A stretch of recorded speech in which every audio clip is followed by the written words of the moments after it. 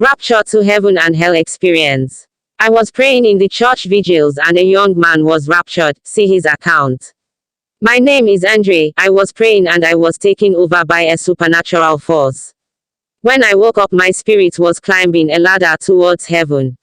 When I got there, I went through a narrow door and was already in paradise. I saw a man in white robes who had just passed through the narrow door. When I stepped my feet in the celestial kingdom, I gave a smile because I longed for it from my conversion. I always dreamed of it and counted the time to leave this evil world.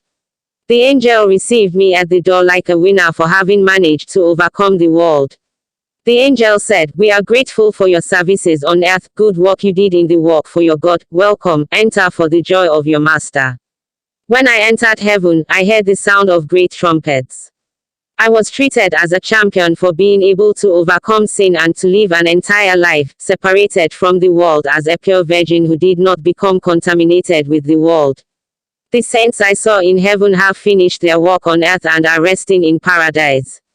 At night and day, there is no night there. Jesus is the very light that reflects his glory in heaven. He is between space and time. There is no counting of time. Everything is eternal there. I saw the good shepherds and laborers receiving a prize for every soul that made them walk in truth. They were called defenders of truth. And they carried their cross until the last minutes of life on earth. They won, and so they were getting their crowns. Each one received precious stones for his services rendered to the kingdom of God. They have passed the test and now enjoy all their rights received in eternal life. They had immense advantages when they reached heaven.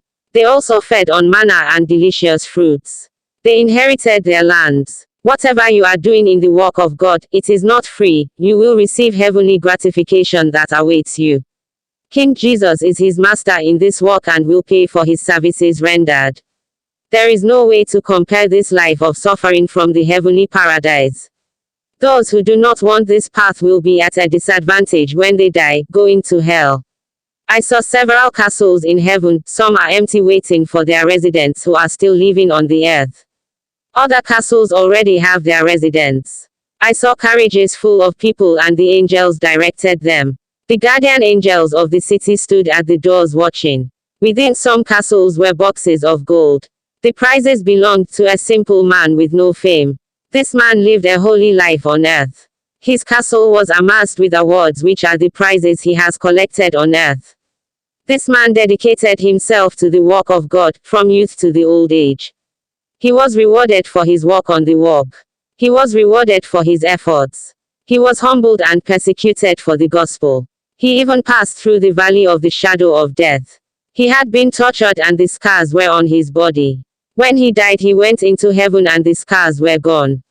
A straight man, a God-fearing man who now rests from his work.